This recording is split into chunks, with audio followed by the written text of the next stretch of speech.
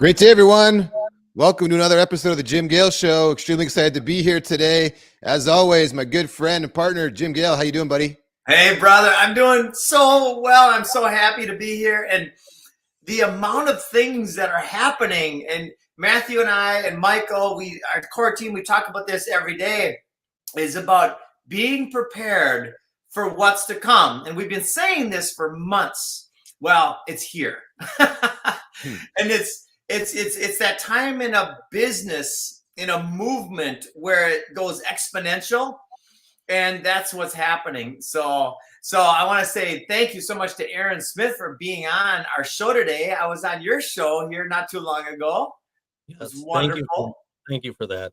Yeah, thank you. And so I'm going to step in. I'm going to chat for about 10 or 15 minutes, and then I've got to go meet Dr. Pete Chambers, Lieutenant Colonel and Green Beret. The first Green Beret ever to become a doctor is moving to Galt's Landing. And I just got word from him 20 minutes ago that he's showing up, kind of right now. So that's why I'm going to chat as long as I can. And then I've got to run to Galt's. Yeah, no, that is great. Obviously you want to be there and welcome him. That's an amazing, amazing thing to be able to do. So, well, and I really appreciate you having me on, and having a little discussion. So, fire away, whatever you want to talk about. Let's get into it. Well, and Aaron, you're the host of the Subtle Cain podcast, right? That's the name of the show. Correct. Fantastic. Yeah, so I started that about a little over a year ago now, and really, if you would have asked me a couple years ago about whether or not I would have my own podcast, I would have probably laughed and been like, "There is no way. That is just not my thing." But I looked around at what was going on in the world, and we were kind of going through this whole scamdemic thing, and I was in nursing school at the time, and I was watching professors who had taught me about microbiology and virology, and I was thinking about time that I spent as a medic in the Army, and a unit that I was in that we specialized in pandemic preparedness and response and things like that. And so everything that I was being told contradicted what I had been taught. Wow. And I got to a point where I was standing one day at the front door, just staring out, and I was literally gnashing my teeth. And I was like, why am I so angry and upset and anxious? And I turned to my wife on the couch and I said, I think I have to start talking about this. And I don't even know if anybody's going to care or listen, but I just feel like I have to say something. And, even if it's just, I don't know, even if it's just cathartic for my own sake, that's a benefit. But I wanted to help people and to be a light and say, okay, this is what tyranny looks like. And you have to at least do what you can that's in your power. And so in my own little way, it was start a podcast and see what happened from there. So that was kind of my journey, how I started the Subtle Cain podcast. You are speaking to so many people right now who might be sitting on the sideline going, what can I do? And man, I just want to thank you from the top of my soul for doing what you're doing. It's absolutely wonderful. Thank you. And I wanted to tell you, so after we talked, and my wife listened to the conversation, and so she emailed out right away to your team at foodforestabundance.com. And so Thursday night we're having a session. So we're going to talk about how we can, do what we can with our little property here, turning it into a food forest. So we're pretty excited about that. It's so exciting. So you were a combat medic? Yes, sir. Yeah. Wow. Yeah, 9.5 years in the reserves as a combat medic. And then I also was a civil affairs operations sergeant for a short time near the end. And so I don't know if civil affairs kind of gets sold as you give soccer balls to kids in villages and stuff like that. But really it's kind of it's an information gathering, and it's about access and influence. And so seeing how that plays out in the military.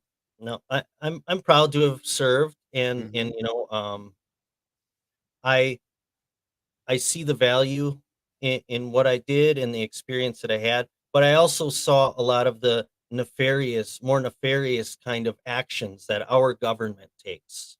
And so I never want to disrespect people who serve, because I understand how much of a sacrifice that is. But I also think that we need to recognize how malevolent our government has been on a global stage. And so that's what I'll say about that, about my. Well, I would like to share a perspective that I find very heartening, and it's never do I question the intention of a serviceman or woman, Mhm. ever. What I am aware of is that the people that are training them to follow orders are not always ethical. Correct. And now, according to Dr. Chambers, there are 40 suicides on average per day, which is the saddest thing in the world, because these people went into something at 18 or 19 years old, typically, with the intention of serving their country. So, to anybody out there listening, your intention is not in question. Did you follow a false narrative? Sure, we all did. I did too. Everybody listening, and I mean everybody, has followed a false narrative. Don't beat yourself up over it. Simply recognize it and then start following the narrative that Aaron is alluding to by speaking up. Yeah, thank you. That's very well said. Thank you for that. And So I've never spoke with a combat medic before, and Jim and I had Dr. Pete Chambers on actually 2 weeks ago, I guess, basically now, and then now you. So it's fascinating that, at least to me, that we've attracted two combat medics onto the show to hear interesting perspective from the medical as well as military side about kind of what's gone on and how you felt going through this, being in nursing school at the time that you were experiencing this, and the disconnect in the messaging. I'd like to dive in a little bit more on that. What did you notice you were being told in school prior to this happening? And then once it was happening, what did you notice was now being said, and how that gap was there and what it really meant for you? Well, one of the really easy things to point to, because you could go, you could take that all kinds of directions. One of the real easy things to point to was everybody being mandated to strap a surgical mask onto your face. Now, even to this day, at no point has this even ever changed. When you're talking about an airborne pathogen, standard of care, the minimum standard of care of protection would be fit tested N95 respirator mask in a negative pressure environment because of the way airborne particles work. And so at the beginning of this all, we had the Fauci flip-flop on the masks. Well, we had that in school too, the flip-flop on the masks. And then all of a sudden we were all told, and we were like, what? Why are we wearing surgical masks?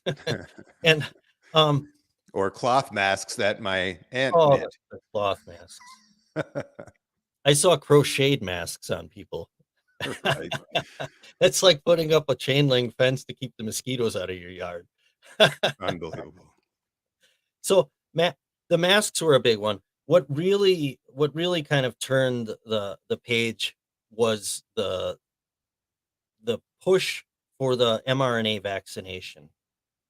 And the amount of the way it was rushed, and the fact that we had really no data on anything. And then what we did is we unblinded the control group. So then we lost any data that we did have.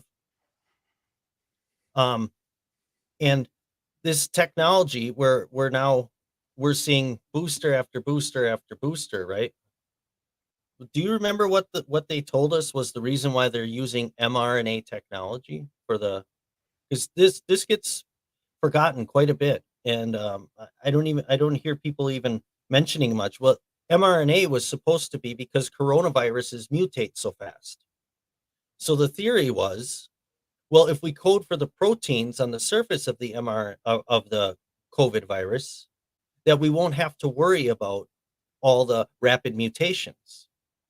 Well, suddenly we're being told, well, there was a mutation, so we need to give you another different shot, a different variation of it. Well, that totally throws it all off the rails. The whole premise of the mRNA and the reason why we had to rush this through and do this was because it was going to save us from the mutations of a rapidly mutating coronavirus.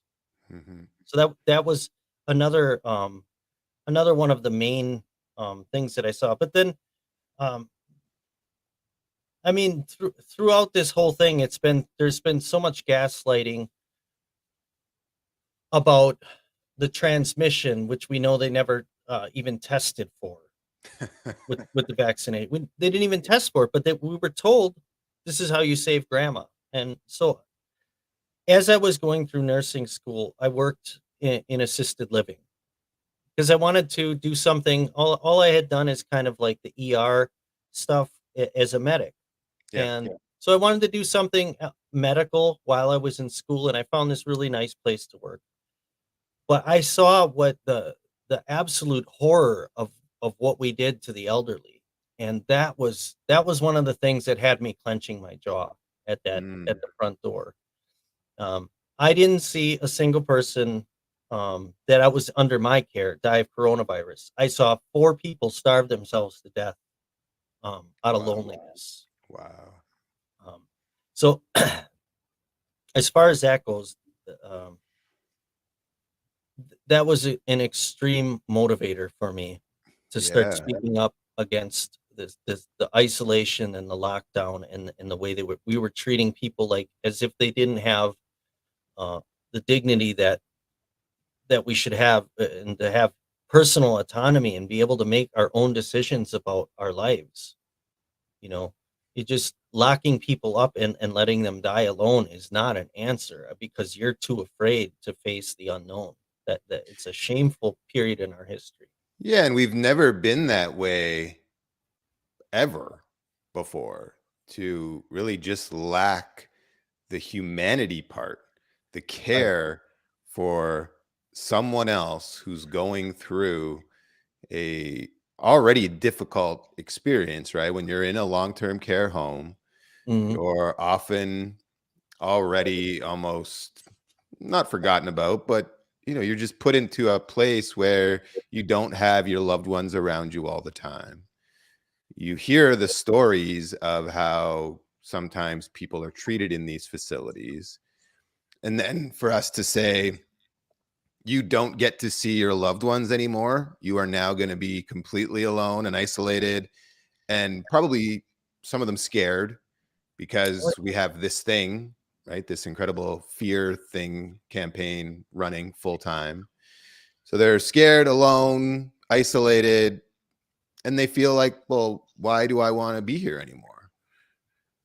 And it's I was specifically told by several people, 2 specifically, laid it out for me. If I can't see my family, I have no reason to live. And they just stopped eating. Yeah. And that was it. They died. And they were living pretty full lives before that. Their families were there every week. Well, you look at how people go when they retire. If they don't get a purpose and a passion, something that they can put their energy towards once they're retired, their life often quickly moves downhill because they don't have reasons to get out and do things again. And I can only imagine that it's something similar when you're in a long-term care home, and one of the major things that you live for is to be around your loved ones whenever you can be. That as soon as that's removed from the equation, and then you're now completely isolated, you don't have any of your other people that live in the long-term care home with you, you don't have access to them either. I would imagine it has a similar impact on the hope, right? And hope, if you ever read Viktor Frankl's book, The Man's Search for Meaning, Mhm. That was one of the major things for him to differentiate who survived and who didn't, was did they keep up hope? Or you Right. can think Yeah. about, I don't know if you ever heard of the Solzhenitsyn as well. tests they've done with rats and swimming. And they would put these rats in a container and they'd tread water. And by about 15 minutes, they would start to drown. The rescuer, like the people who were conducting the experiment, took them out, dried them off, gave them some food, let them replenish, and they put them back in. And you think, well, first time, 15 minutes they were able to tread without drowning. Yeah. Now, guess how long they were going? 60 hours. Oh, 60 hours. You might think they'd extend it by another 10 minutes or 20 minutes, something like that. But they had terrible, hope. even for a rat. Yeah, but they had hope, Yeah. right? Mhm. And the point of everything I'm saying there is when you lose hope, you lose a lot of the spirit to survive. Yeah. And I personally believe that was part of the reason why they did what they did as far as the protocol was, so they could inflate dying and the severity of what was going on by specifically targeting people who were already sick in long-term care facilities, isolate them, increase the amount of people passing away, change what birth certificate or death certificates say. Oh yeah. Which now tells a new story, which creates more fear, which creates more compliance, and on, right? Yeah. And unfortunately, it was effective for the masses. It was very effective. It was very effective. And Matthias Desmet, in his book The Psychology of Totalitarianism, does a great job of laying out some of the conditions in our society that led to that mass formation, as he calls it, taking place, where people subscribe to this idea. And I want to talk about hope a little bit, because one of the reasons it's not particularly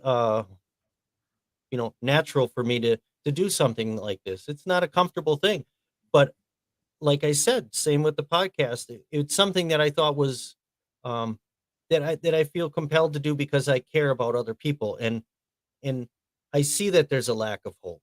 And one of the things, when I asked, well, what maybe we will talk about today is, it's how we got to tell a better story. And so hope has a couple of preconditions. And one of those preconditions is curiosity. One of the preconditions for curiosity is humility. Don't see a lot of humility coming from the so-called experts. And that lack of humility, when we abdicate our intellectual endeavors to the experts in this sort of technocratic hierarchy, what we're doing is we're abdicating our curiosity. When we abdicate our curiosity as well, we no longer have a sense of awe or wonder. And you need a sense of awe or wonder in order to have hope. And so you need curiosity, you need humility, and you need a sense of awe and wonder. And those are elements that you need to have hope.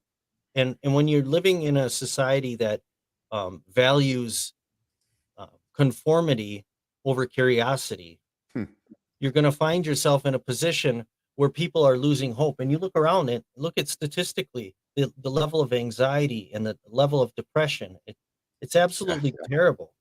Yeah. And so telling a better story is important. And so a lot of the people that are listening or likely had a red pill moment, and that's why they're here, right? Yep. So I wanted to talk a little bit about Plato's allegory of the cave, if that's okay. Yeah. We wanted to discuss that. Mm-hmm. So people aren't familiar with the allegory of the cave. It's sort of like the ancient version of the Matrix.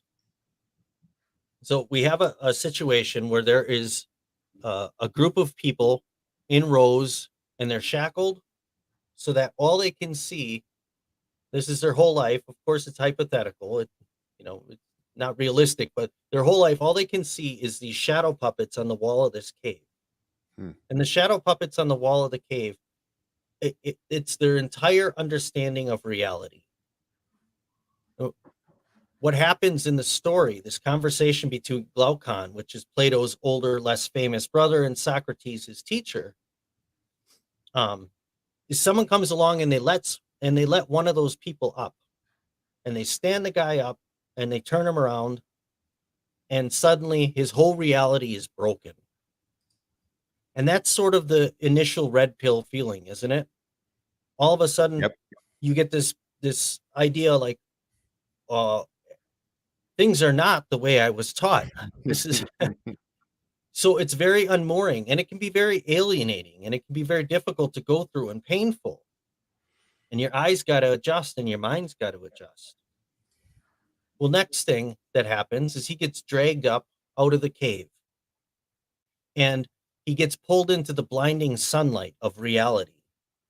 And this is extremely painful too. And we all go through this process together. We all had our little moment where we stood up, got turned around, and we got dragged out of the cave, and we started seeing things as they were.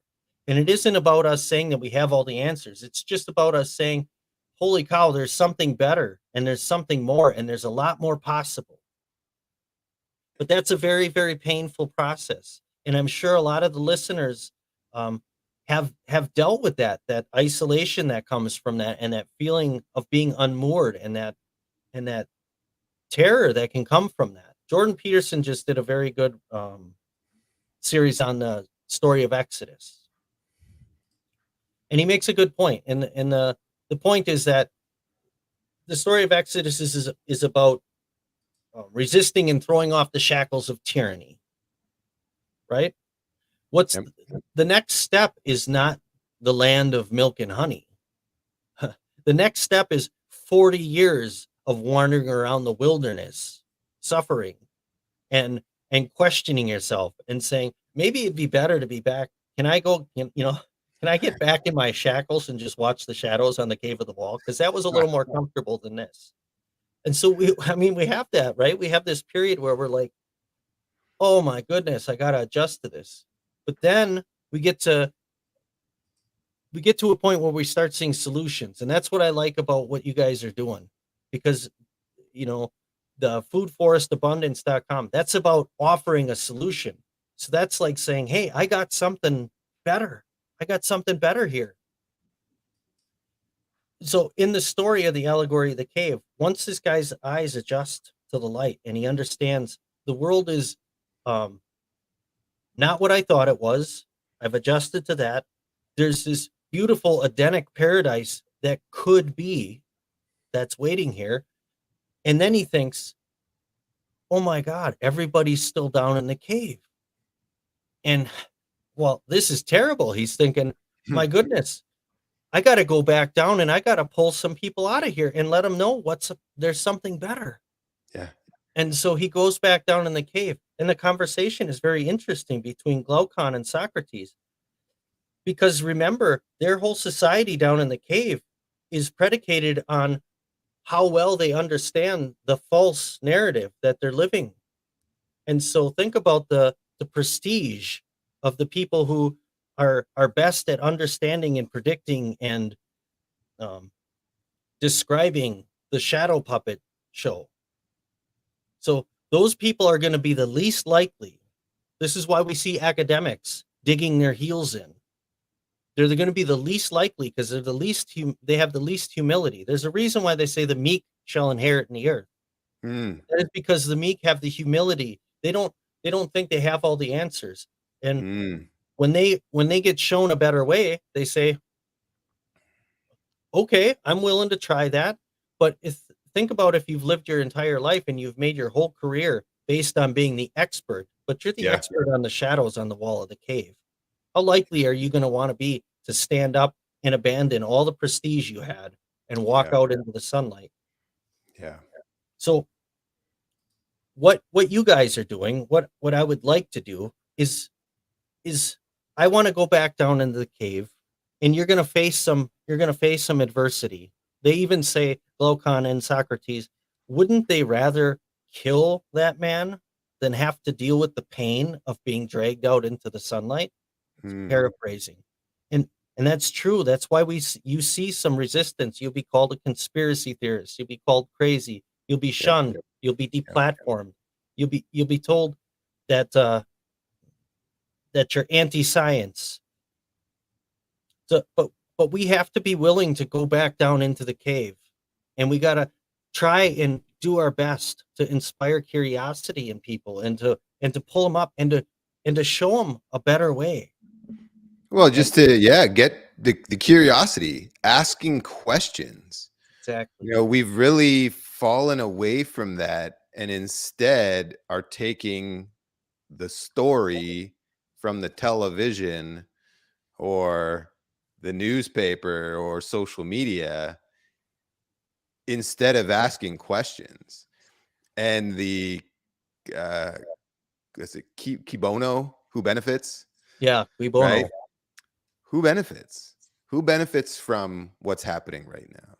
Is it the general population? Is it science? Is it pharma? Is it governments? Is it technology companies? You know, what has been happening here is the hijacking of the mind. Correct. And it hasn't just happened today. It didn't just happen, you know, in late 2019, early 2020. It's been a slow, consistent process. And you could argue it's probably been going on for centuries, maybe, in different ways. Sure. But he who controls the largest message controls the mind of the people.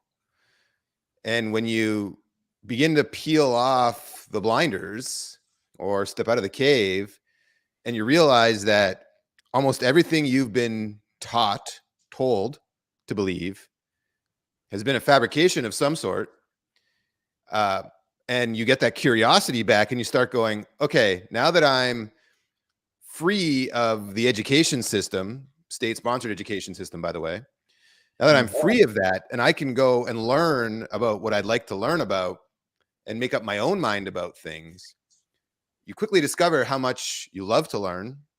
And I think a lot of people would agree with that, because when you're told what to learn, you just do it because you have to, and you're finished university and you no longer learn anymore. You kind of shuts off. But once you discover you can learn about whatever you want to learn about, and that there is infinite availability of knowledge, the more you learn, the more you realize I know nothing, which piques that curiosity even more. Which piques that sense of wonder. Yes, it creates that childlike sense of wonder.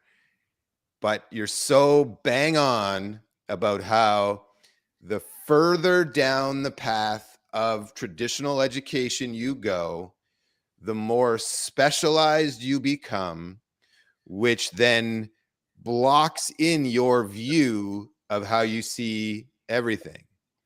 And because of that, it puts you in a place where it's hard for you to see outside of that, because we almost like identify ourselves as a thing. What do you do? I'm a doctor. Right? What do you do? Those are like often the questions that when we meet somebody new, we ask first. And people have built their life on that answer. Yeah. Right? I worked really hard in school for the past 25 years, and I've now become a doctor. That's me. That's my identity. Everything around what I do today revolves around that thing. And I've learned from the best because I went to Harvard Medical School, and that's what I know. And you can't tell me anything else because you're not a doctor like me.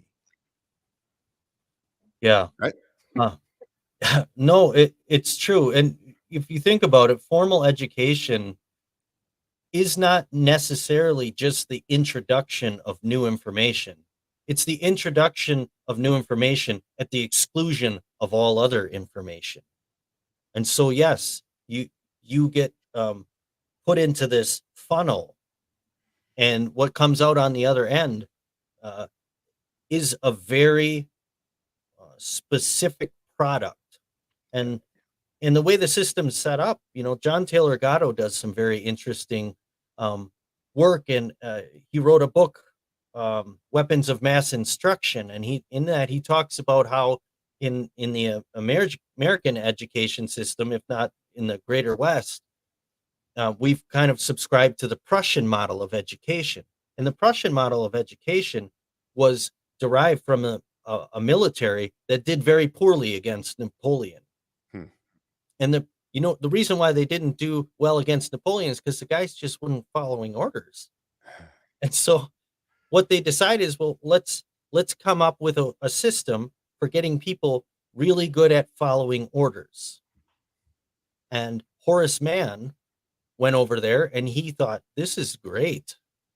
And he came back to America. Horace Mann, one of the heroes of education here in the States, came back and implemented this system of compliance that we call our education system. So the system teaches you to be compliant and to conform, obedient, so that you're good at following orders. That was the model. Now, that doesn't mean that, like, my wife's an educator. She is an amazing teacher, and she truly wants to educate her students. And she's in a unique opportunity where she's able to do that without some of the limitations that the traditional system has. But I have the highest respect, like we were talking earlier, and Jim was saying, I don't question the intentions of people. I love teachers. I have such a high respect for teachers, but the model and the intentions of some of the people behind that are what are questionable. Yes. We had a gentleman named David Rodriguez on here last week, and he actually is publishing one of John Taylor Gatto's books. He's got the publishing rights for it. David also has the Valor Academy and a few other things, but he got to know John Taylor Gatto, and I've actually gone through Weapons of Mass Instruction and Dumbing Us Down, and you can just see. And the other thing that I've gone through of his is the Greatest History Lesson, I think it's called, which is a 5-episode interview with Richard Grove and John Taylor Gatto. Yeah. You can find that on YouTube. It's really well done. It is, yeah. But then, according to John Taylor Gatto, 30-year teaching vet, teacher of the year numerous times, both at a local level and state level, number one thing, teach obedience. Makes people good at obedience. And like you, like Jim, I don't think any of them who are going into it are doing it in the first place with nefarious intent.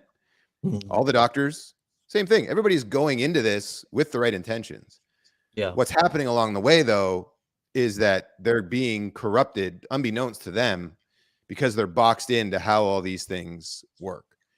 And unfortunately, unless we can continue to peel back that veil and get more people thinking with their own minds and seeing how they've been able to be manipulated through the systems that got them to be in that role in the first place, we're fighting not a losing battle, but it just puts us in a spot where we just got to go create a better way. Don't try to change. Buckminster Fuller says, don't try to change the existing system. Just go create a better one that makes the old way obsolete. Another great quote, Jim Rohn, one of my favorite mentors, is, formal education will make you a living. Self-education will make you a life. And that self-education is so critical today.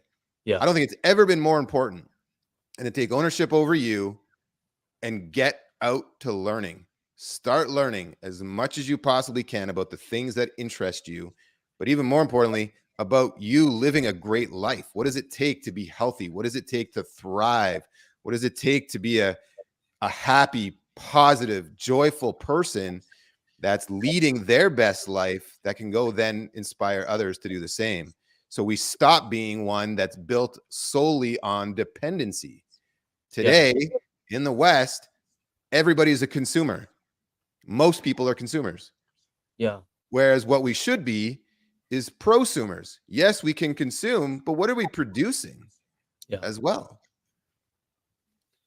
Yeah. And so self-education, you get mocked by people who are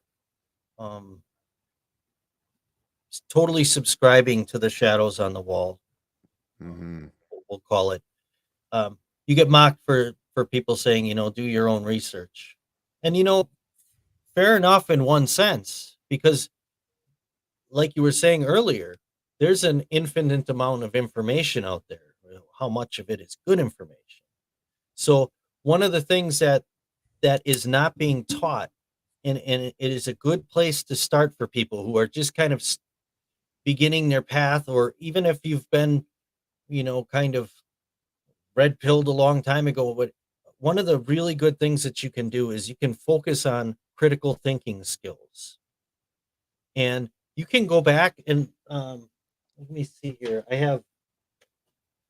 Sorry. So you can go back to the 7 liberal arts as they actually originally were, like the trivium, which is grammar, logic, and rhetoric. And what you can do is you can teach yourself about logical fallacies, and you can start recognizing propaganda for what it is and lies for what they are. Because it's hard to sort through all the minutia and find, well, what do you actually believe? You can get into a point of absolute Cartesian skepticism. Like, you're like, okay, cogito ergo sum. All I can know is I think, therefore I am. Well, that can leave you curled up in a fetal position with your thumb in your mouth in the corner of your room, because you're like, what can I believe anymore at this point? And that's like that getting dragged out into the sunlight and oh my gosh, look at this. It can be very overwhelming. And there are a lot of misinformation and malinformation that does happen. It comes from the people that are calling us conspiracy theorists most frequently. But there's a lot of manipulation out there, and there's a lot of people like they'll make a YouTube channel and they say all the right things. It's kind of like in the church. I'm a Christ follower, and I see a lot of spiritualese being spoken by people who claim to be Christians or have faith, and they know all the right words to speak, but you listen to the words, but then you watch the actions. And you gotta have some critical thinking skills, and you gotta be able to separate the wheat from the chaff, sift and winnow. There's I took my first college philosophy course at like a little extension of the UW, and there's a plaque on the wall, and it says, "Whatever it may be which trammel inquiry elsewhere, we believe that the great state University of Wisconsin should ever encourage that fearless and continual sifting and winnowing by which alone the truth can be found."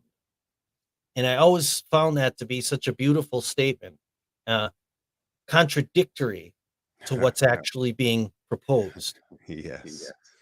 Fearless and continual sifting and winnowing. Yeah. Instead, it's do as we say. Don't ask questions. Yeah, don't ask. So we'll be like, what was it Victorian? No, it was who's that New Zealand? She just stepped down. Oh yeah. I don't remember what her name We was. will be your sole source of information. Yeah. I thought that was one of the most egregious things I heard throughout the whole pandemic. Well, same with Fauci. Question me, you're questioning science. I am science. Yeah. Right. Trust the science, the least scientific statement of all time. Yeah. Because science is never settled.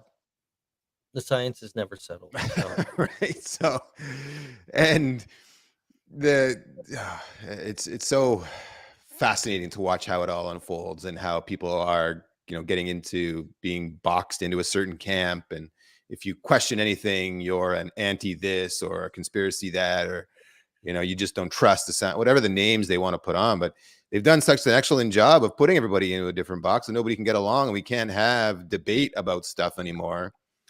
And that destroys, as soon as that stuff happens, that destroys any belief that I have in it. If you can't discuss what's going on without having it be a logical, peaceful, sure, it can get heated over certain points, whatever. Yeah. But if you can't do that, and you can only be told that there's this way to think, that to me clearly indicates there's a problem. And makes me go, this sounds a whole lot more like than propaganda than actual, we're doing something for the betterment of everybody. Yeah. The binary thinking that I believe Ian Davis just wrote an article about this as well. But I was thinking about this the other day. So we've kind of surrendered the operation, the day-to-day operation of our society, Yes, to a technology that's written in binary code, ones and zeros, ones and zeros, ones and zeros. And so think about what the outflow of that is going to be if you have an algorithmic, bless you, an algorithmic system which is directing the conversations that we are having. There is, I'm sorry, I have to do this. Yeah, no, you're good, man. Props are good. So this book right here, I want to suggest to people, The Crowdsourced Panopticon by Jeremy Weissman. He does a great job of talking about the dangers of social media. Now, I understand that a lot of the people that are watching this today or that will watch it later on or are listening are doing so on social media. Technology is always a two-edged sword. But we have to understand that the algorithms that are running these programs, they're binary code. And so they're going to sort everything into ones and zeros. And so what happens is a natural outflow of that, apart from the fact that people are naturally polarized by ideology. What's going to happen as a natural outflow of that is that people are going to be sorted into ones and zeros, essentially. And they're going to be pitted against each other. And of course, the whole go back to, I think, most famously, the Roman idea of divide and conquer. Yes. If we can get each other focused on external things, the way people look, the color of their skin, what they're wearing, who they have sex with. If we can get people to focus on these and make these the most important things, then we're not thinking about anything of actual meaning. Yeah. But they're very visible and they're very easy to point at. And so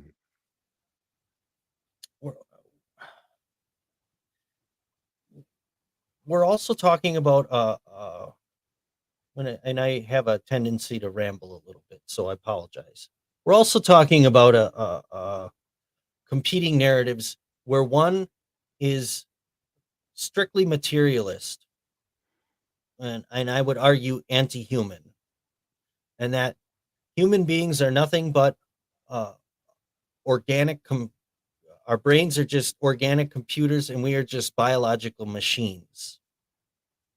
And then there's another form, another narrative, which I subscribe to, is that people.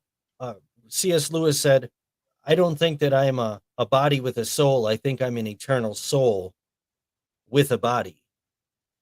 And so there's an inherent worth, an inherent value, a distinct personality, a beautiful creation that is unique to each and every individual. And they have value in and of themselves. I don't agree with a lot of what Immanuel Kant said, but I do like that people should be seen as a means in and of themselves and not as an a means to an end, or an end in and of themselves. I'm sorry, rather than a means to an end. This utilitarian, mechanistic kind of view of the world that it's so anti-human, where we think there's too many people and we're like a cancer. Human beings are cancer on the planet, and we need to get rid of a whole bunch of them. And either it's said explicitly or implicitly that there's too many people, we got to get rid of them. You're just a bunch of carbon-based life forms that you're going to end the planet, and the planet in and of itself has more virtue than the human lives that inhabit it. Yeah, and we're all just consuming, ironically consuming products that a lot of these billionaires who attend Davos have created. Right. Yeah, the Davos crowd is uniquely positioned in the public eye. Yeah. I'm sure there are many people behind the scenes, but they get to be the face. And Jim and I talked a little bit about Bill Gates and just some of the initiatives that he's behind, and the actual motivation behind them is purely eugenic in nature. It's demonstrably so. But I believe it was Eleanor Roosevelt who was credited with saying, great minds talk about ideas, average minds talk about events, and small minds talk about people. So I try not to do that too much, but sometimes you gotta just drag them out in the light and say, hey, this is a little bit. Yeah. This is too much. Now, if you look at the family's history for Mr. Gates, you can tell there are, it's been a long line of people who believe eugenics is a good thing. Yeah, which it also has the transhumanist movement is dovetails nicely with that, and it's all the materialist idea that we are just biological machines, and so if you're running a factory, if lean manufacturing, they've turned the human population into what they would like to do is just turn it into lean manufacturing. And if the machines aren't working at optimal efficiency, well, then you just ixnay the machines and you get some new ones. Exactly. They're not unique, beautiful human beings who need to be cherished just because they exist. I think this is a good time for everybody who has never been through 1984, George Orwell's book. This is a great time to go and digest that book. It tells of so many things that are accurate for today's conversation. Fascinating. To the point if you want more on that, Stack on Animal Farm. Get the two of them into you. Brave New World too. I've seen some of those like Venn diagrams, and they're like, it's like 1984, Animal Farm, Brave New World, and then I want to say, what's the one with where they turn people into sludge and eat and in any event, the Venn diagram of all that stuff going on. Brave New World's another good one. Yeah, for sure. Well, even can tie deeper into like Ready Player One and Hunger Games and those kind of things are also kind of foreshadowing a little bit. We actually had a couple, one kind of question here. Okay. From the audience, and I know you've got a little bit of experience with the recovery and that kind of thing. So Lucian asked about, how do you feel about the harms of the 12-step faith-based type of religious cult groups? I think what he's asking here is, how do you feel about 12-step programs being almost always looked at as the right way or the only way to get clean? while looking down on harm reductions measures and decriminalizing drugs, for example, like in areas like high drug areas like East Vancouver. You know, what things those mean as they're going through. You know, like for example, right now they've just completely decriminalized all kinds of illicit drugs in British Columbia, one of the provinces in Canada. And I've seen a funny image going around. It's like lines of illicit drugs and then a plastic straw with the quote, which one of these things, or like one of these things is illegal, you know? Yeah. it's the plastic straws. And or raw milk, for example. You know, you've got all these drugs that are now okay, you can go buy them, you can carry them, no issue. But raw milk, can't do that. I think anybody who's anybody who says that the 12-step program is the only way, I think I would question that I don't know if I'd question necessarily their motive, but I didn't use the 12-step program to get sober, but I did go to some meetings, but I would never discourage somebody from using that as a tool, because I know that it's helped a lot of people. But I also, you know, I remember sitting there. This is back when you still could, and I did still smoke. You know, I'm chain smoking and drinking coffee with a bunch of these guys around the table at a meeting, and there was a guy who got awarded like his 20th or 25th year coin. And I remember in that moment, my stomach absolutely dropped. And I thought to myself, am I going to have to be coming here for 25 years? This is it. And he's basically telling us, if it wasn't for this, I'd be on the street right now. And that terrified me, because I thought, well, something's not working. If this is the only thing keeping the wheels on for this guy, I don't know that I want that. So my recovery had a lot to do with my conversion. So I asked God to show me what he wanted from me, and I asked him for the strength to make the right decision.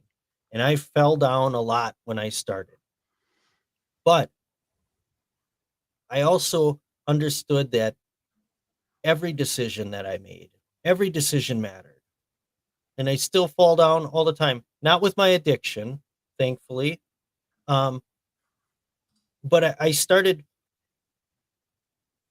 there was a C.S. Lewis quote that really resonated with me.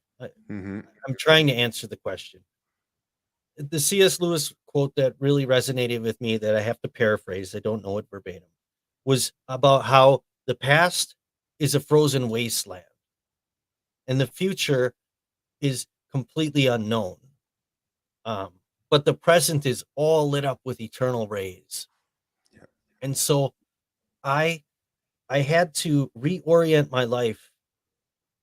And if I started thinking about what I'd done in the past, it was too painful. If I started thinking about what I was going to do in the future, it was too scary. And so I started pulling back. And sometimes I could think about what I was going to do a year from now. Sometimes I had to think about what I was going to do in the next couple seconds. And that is a fight, but it gets easier. But that's the key. And, you know, I have to give credit to God where it's due. And I understand that not everybody shares my faith.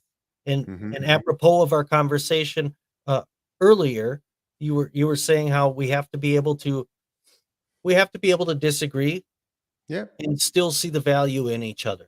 So if they're asking about me specifically, I didn't have any kind of a faith-based program, but I did have my faith, which was a cornerstone, and what I drew strength from, that helped me through the process. I hope that answered the question. I apologize if that went off. No, I think it did. And I think what is most important for anybody dealing with addiction is trying to uncover the trauma in the first place that gets someone going that direction. Yes. There's no one solution for everybody. It's not that way. However, helping people find the triggers in past trauma and helping people find purpose. If you can do those two things, I think the likelihood of success is going to increase drastically. Having support around you, being willing to admit what's going on for you, taking ownership, right? Deciding that I'm going to face this thing head on, and I know it'll be a challenge, but I'm up for that challenge. Those kind of things will all play an important role on whether you beat said addiction and come out the other side as somebody who then can continue to live a fulfilling life, or if you succumb to that addiction. But I would say, from where I sit, that couple core things need to be done. Address the trauma, figure out what that is, help bring that to the surface to eliminate it, and then purpose. Having a purpose. What are you doing? Why? Why is it important for you to live and go forward and keep pursuing bettering yourself? Because if you can't get that stuff straight, you're going to probably continue to maybe go the wrong direction. I don't know, but just my thoughts on my own experience. And then another one, I've always said, if you want to be depressed, think about you and your problems. The quickest way to not be depressed is try to help other people with their problems. Exactly. That's it. Right. And it doesn't need to be that you focus on the negativity because you're dealing with people's problems. It's helping to solve things through being positive, through being a good listener and help. But if you can direct things away from you and your issues, it's the fastest way to be depressed, right? If you lock yourself in a room, think about you and all your shit, that's going to make you not feel so good. But if you can start looking at all the other things that other people are going through and realizing that you can have the most impoverished society and some of those people are the happiest around. If they're able to do that with what they got, what is your issue? Right. And just to give a real life scenario where that played out is, I was very fortunate when I made the decision that I'm going to do this. I was given an opportunity where I moved out to South Dakota and I worked for a nonprofit helping people with housing projects and things like that on the reservation there. And I'll try to go real quick here. I know we're getting close to the end of the hour here. I had the opportunity to work 95 hours a week for room and board and $1,200 a month. And I was happier than I had ever been before because I was fully invested in the people around me and other people and just serving. And that's what we got to do. We got to be willing to serve others instead of ourselves. We got to have a sense of wonder, and we got to be willing to go down in the cave, unlatch people from their shackles and bring them up into the light and show them there's a better way. Yeah. Take them with us. Grab their hand and bring them along. Right. With graciously. Yeah. No shaking fingers. No, because nobody's perfect. We all have our shit. We don't need to be perfect. We need to be mankind, womankind, realizing that life is a journey and full of experiences, both good and bad, and understanding that life can be hard and life can be joyful.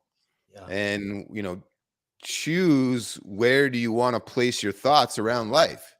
If you choose to think and always say and talk about life being hard, well, that's Yeah. more than likely going to be your experience. Mm-hmm. If you choose to reframe all of that and place it around life's full of incredible experiences, and I can always rise to the challenge and be joyful as I go through these things, Yeah. then you're going to have more of a joyful life. And Yeah. you're not, both of those cases, it's not going to be perfect. It's not always going to be sunshine and roses and rainbows. There will be hard things, but you're going to get a different result in your day-to-day activity and a different result in your overall experience of life. And I think most of us would rather experience it from the joyful place. It's just now helping people realize they can reframe their brain and their paradigms about what's going on for their own particular life and get them redirecting that energy towards creating something that's joyful and beautiful and inspiring and helping others, and much more gratifying to be a part of. Yeah. Yeah. Here, here, that curiosity, man, it comes back to that curiosity. Mm-hmm. They say curiosity killed the cat, but the lack of it certainly kills the spirit of a man. Yeah. Well, you look at children, they are learning machines. They can't help it. They have natural curiosity baked into them. We steal it away. So if anybody's got a problem, it's us doing it to them. They're born geniuses. We just decide we should take that from them. There's some real powerful lessons in watching children develop, and that curiosity of the human spirit, which is there from the start. We need to work on getting that back. You can create it for yourself. You just have to have that desire to want more out of your life and figure out that everything you want is possible to achieve if you're willing to go after it with that hunger and curiosity and willingness to keep getting back up every time you get knocked down. Yeah. Right. Yeah. Well, Aaron, I do thank you, man, so much for coming on the show today. It was awesome to chat. Yeah, thanks for your time. Thanks for your service in the military as well. Thank you. I definitely always want to recognize what that means. And despite what goes on from the highest levels, everybody's intention for joining in the first place is pretty much all the same. And it's incredibly, such an honor, man, to talk with you. And thank you for everything that you've done. Okay. And if anybody is interested, you can find me at the Subtle Cain podcast at buzzsprout.com. And I would love to share what I can. And I sincerely thank you for having me today. Yeah, it's been awesome to have you on. And I think I can just share your website here real quick with everybody. Just give me a second to pull it up. I had it and then I pulled it down. Well, it's definitely the operation of a guy who just decided one day, standing at his front door, to start a podcast. And so, but it's been a really amazing adventure, and I love doing it. Yeah. Get to have this amazing experience. It's one of those things where you're like, oh, I can't There say you go. no. Thank you. Yeah, you're welcome. Yeah, I can't say no. As terrifying as a video interview is for me, I can't say no, because look at that. Good. Curiosity allowed me to have this great experience and to be blessed with a conversation with you guys. Yeah, man. Absolutely. There's no failure, only feedback. Everything's an experience. Yeah. Feel the fear, do it regardless. Doesn't matter. You know, face those challenges. You can always overcome it. If you're looking for a hand, look to the end of your arm. You know, take ownership over your life. It's really very simple, but it's also very important to have community around you and care for others and that kind of thing. And man, I really appreciate you taking the time today out of your busy life and for coming on here and sharing your knowledge and your passion and your love for humanity and your experiences. It's fantastic to meet, just fellow like-minded people and have a great conversation. All right. You're valued, you're loved, and you're worthy. God bless. Yeah, man. Thank you. Well, thank you, audience, for joining us again for another awesome episode of the Jim Gale Show. We'll be back here again soon. I'd love to thank our guest, Aaron, from the Subtle Cain podcast, and go check him out. His website is up on the screen. And go check out Aaron and what he's doing. And look forward to seeing you guys all again soon. Thank you so much. Have an amazing day.